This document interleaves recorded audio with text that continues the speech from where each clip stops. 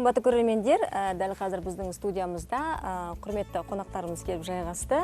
Қазіргі қазақ эстрадасында өте жарасымды жұп, өте әдемі жұп.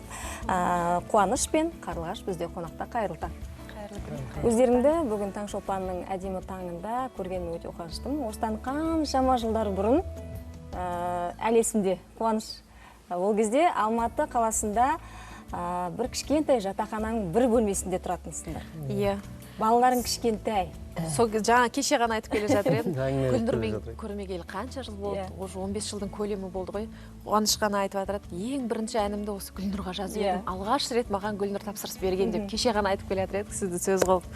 Міне бүгін кездесіп отырмыз. Өздеріңді көргеніме өте қуаныштымын. Және де адам, мен ойлаймын, адам баласы, әсіресе мына өнерге қатысты бір бойдағы талантты еңбектің арқасында ғана жарыққа шығарып, еңбектің арқасында ғана халықтың құрметіне бөленуге мүмкіндік бар. Оған тек қана ерінбеу керек. Мысалы, қаншама қиындықты бастарынан өткізіп, неке мен шынымды айтсам өздеріңді сахнадан көргенде өте қатты қуандым. Себебі Қуаныш көбінесе ән жазады, және де өңдейді әндерді.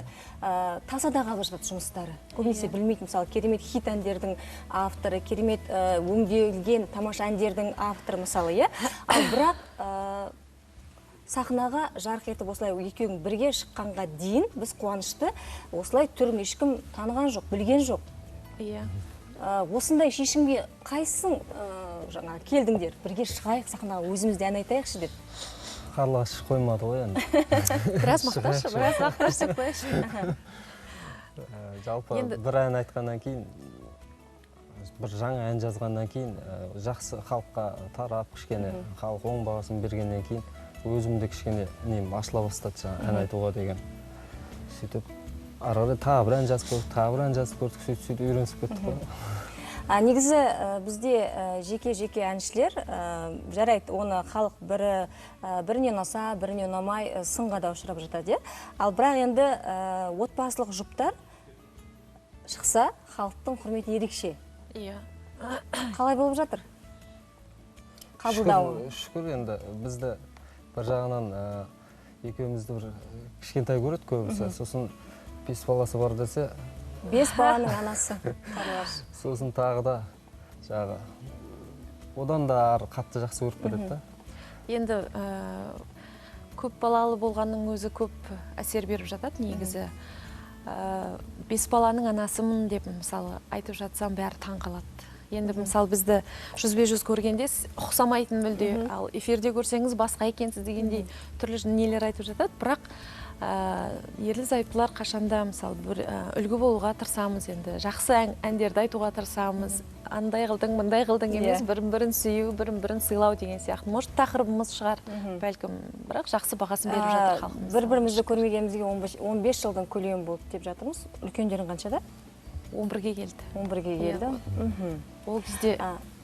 Ол кезде баламыз бар ме еді, жоқ па еді? Ол кезде жоқ еді. Есімде қатты қалып қойған, Ринат Гайсин да осындай үйде тұрған. Сендер әлі озасыңдар деген сөздеріңіз есімде қалып қойған Гүлнұрдың.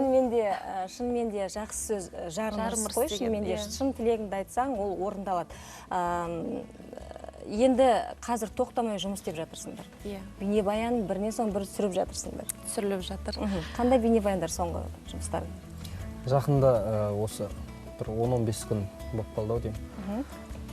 Түрік еліне барып, Турцияға 3 бейнебаян түсіріп келдік, 3 әнімізге. 3 әннің де авторы өзің? Иә. Каппадокия қаласында, Стамбул қаласында, Анкара қаласында 3 жерде бейнебаян. Енді жақында монтажда жатыр қазір, дайындауда. Неге қазір біздің режиссерларымыз көрсетіп жатыр, үзінді. Бұл қай ән, қай бейнебаян, қай жақта түсірілген? Керексің деген ән өзімнікі. Сөз Аян Сейітов. Бұл Ташкент қаласында түсірілген. Күз мезгілі ғой дейм, Негізі жаз болған. Соны күз қылып жібердік. Мына монтаждың құдіреті, қараңыздар, жаз мезгіліндегі жап-жасыл жапырақтарды күз қылып жіберген.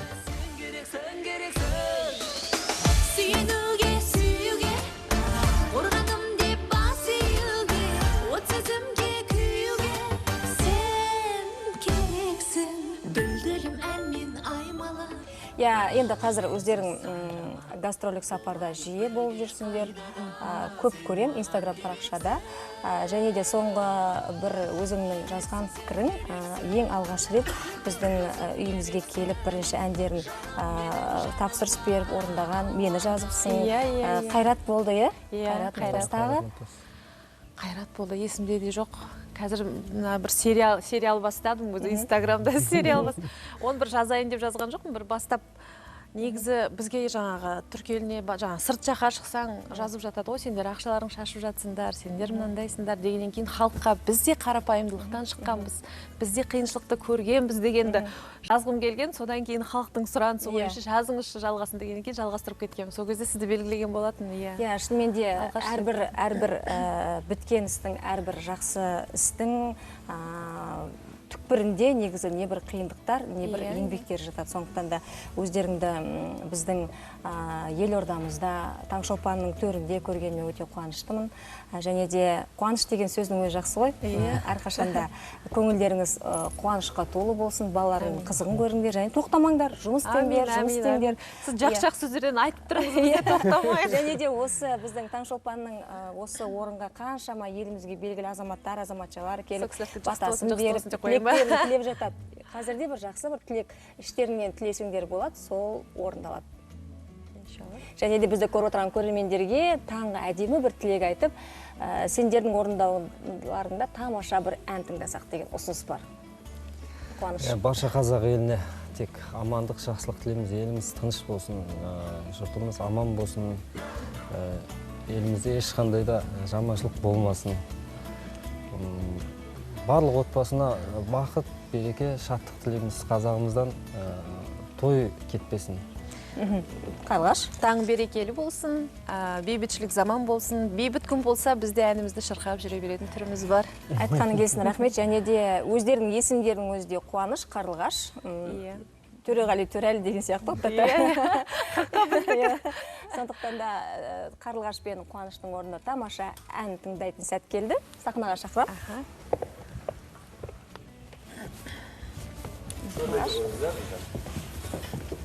Тамаша ән тыңдайды, қымбатты көрермендер. Қуаныш пен Қарлығаш.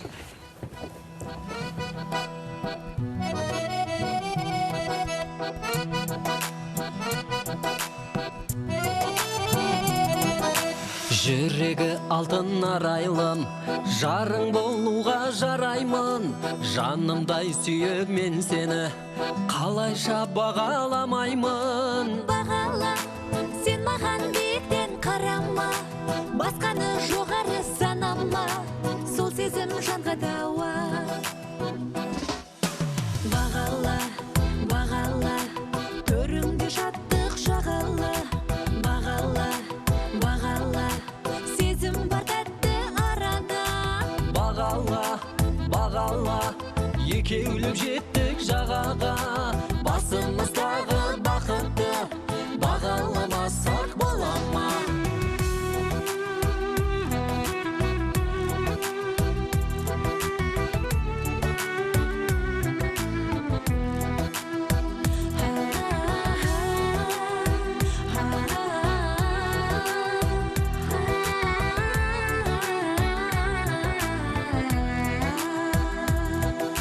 Өз басым жалғыз жабығар, өзіңмен жүрсем бәрі ұнар.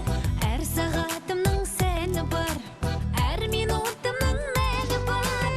Бағала, бағыңды басқа жан жағама, жаныңның қалауын табама, дәл мендей бола алама. Бағала, бағала, төріңде шаттық жағала. Бағала, бағала, сезім бар тәтті арада. Бағала, бағала, екеулеп жеттік жағаға. Басымыздағы бақытты бағаламасақ бола ма?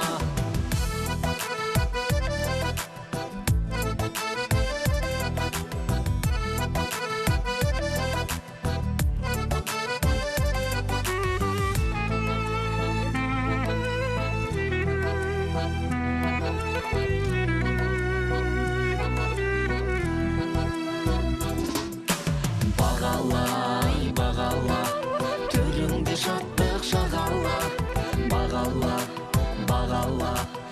сезім бар тәтті арадай. Бағала, екеулеп жеттік жағаға, басымыздағы бақытты бағаламасақ бола ма? Басымыздағы бақытты бағаламасақ бола ма?